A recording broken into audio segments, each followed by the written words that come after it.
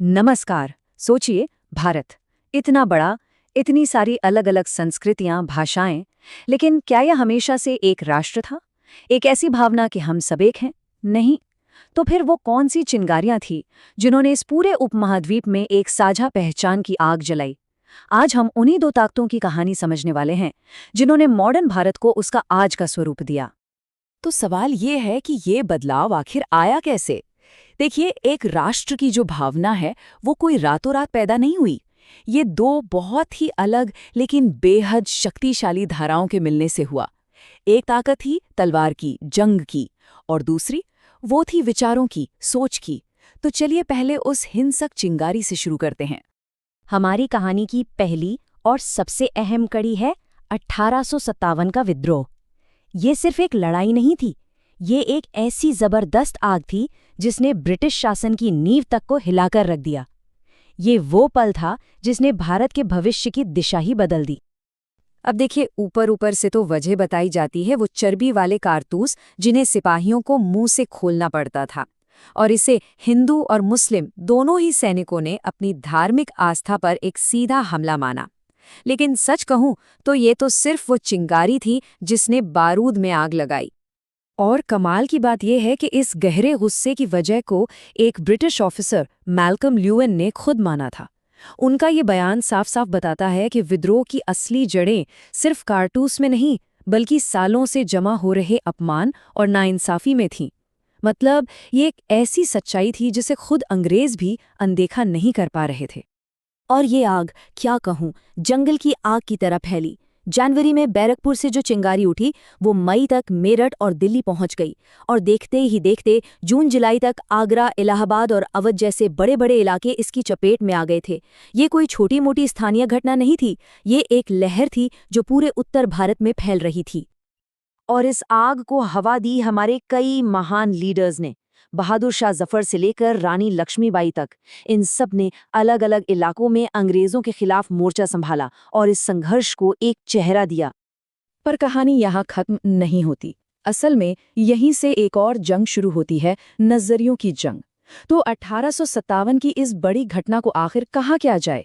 क्या ये सिर्फ एक सिपाही विद्रोह था, या फिर ये स्वतंत्रता का पहला संग्राम था? यहीं से दो बिल्कुल अलग अलग कहानियां जन्म लेती हैं। तो अंग्रेजों ने इसे क्या कहा? जैसा कि सर जॉन सीले ने लिखा, उनके लिए ये बस एक सैनिक विद्रोह था। वो इसे ऐसे दिखाना चाहते थे जैसे ये कुछ सैनिकों का गुस्सा था जिसका कोई बड़ा राजनीतिक मकसद नहीं था। लेकिन दूसरी तरफ वीडी सावरकर जैसे भारतीय राष्ट्रवादी थे जिन्होंने इसे भारतीय स्वतंत्रता का प्रथम संग्राम का नाम दिया। उनके लिए ये विदेशी हुकूमत के खिलाफ आज़ादी की पहली संगठित लड़ाई थी।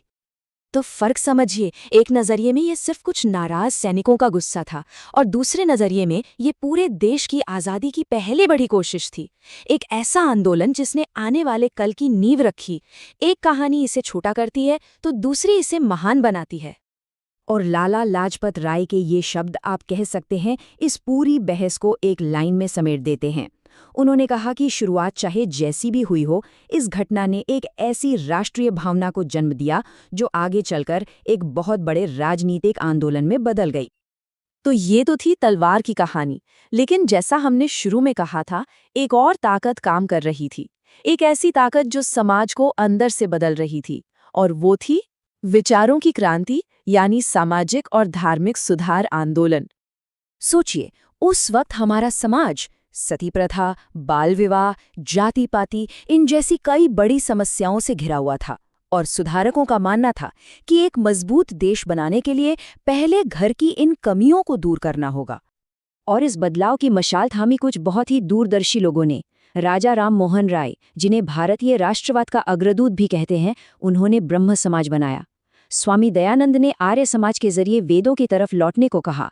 स्वामी विवेकानंद ने रामकृष्ण मिशन से युवाओं में जोश भरा, और एनी बेसेंट ने थियोसॉफिकल सोसाइटी के मंच से भारतीय संस्कृति का गौरव बढ़ाया। इन सब का मकसद एक ही था, समाज को अंदर से मजबूत बनाना और एक नया आत्मविश्वास जगाना। तो चलिए अब थोड़ा और गहराई में उतरते हैं और देखते हैं कि वो कौन से आइडियाज़ थे, वो कौन से विचार थे जिन्होंने इस पूरे आंदोलन को खड़ा किया। ये सिर्फ सुधार नहीं थे, ये एक नए राष्ट्र का फ़लसफ़ा तैयार कर रहे थे। स्वामी दयानंद सरस्वती का ये नारा वेदों की ओर लौटो सुनने में बहुत सिंपल लगता है ना, पर ये एक बहुत पावरफुल आइडिया था। एक ऐसे समय में जब भारतीय अपने ही संस्कृति को लेकर शर्मिंदा महसूस कर रहे थे, ये नारा उन्हें उनके शानदार अतीत की याद दिलाकर आत्मविश्वास से भर देता था। और देखिए, ये सिर्फ संस्कृति की बात नहीं थी, ये सीधी सीधी राजनीति थी। स्वामी दयानंद ने साफ कहा कि विदेशी शासन चाहे कितना भी अच्छा क्यों न हो, वो कभी भी अपने शासन का विकल्प नहीं हो सकता। ये विचार सीधे सीधे आज़ादी की मांग कर रहा था। इसी तरह स्वामी विवेकानंद का रामकृष्ण मिशन, वो सिर्फ पूजा पाठ का केंद्र नहीं था। उनका फलसफा था कि असली आध्यात्मिकता लोगों की सेवा में है। इस मिशन ने युवाओं को सिर्फ ज्ञान नहीं दिया, बल्कि उनमें समाज सेवा करके देश के लिए कुछ करने का जज्बा भी पैदा किया। तो अब तक हमने दो अलग अलग कहानियां देखीं। एक तरफ थी 1857 की क्रांति और दूसरी तरफ थे ये सामाजिक धार्मिक सुधार आंदोलन। सवाल ये है कि ये दो नदियां मिलकर राष्ट्रवाद का एक महासागर कैसे बनी? इस सवाल का एक बहुत अच्छा जवाब मिलता है स्कॉलर A.R. देसाई के शब्दों में। उन्होंने लिखा कि ये सभी सुधार आंदोलन असल में व्यक्तिगत आज़ादी और सामाजिक बराबरी के लिए लड़ी गई लड़ाइयाँ थीं, और इन सभी संघर्षों की मंजिल एक ही थी, राष्ट्रवाद। तो कुल मिला के बात यह है, 1857 के विद्रोह ने हमें एक कॉमन दुश्मन दिया, अंग्रेज। एक ऐसा दुश्मन जिसके खिलाफ सब एक हो सकते थे। और वहीं सुधार आंदोलनों ने हमारी सामाजिक बुराइयों को खत्म करके और हमारे कल्चर पे गर्व करना सिखाकर हमें एक कॉमन पहचान दी।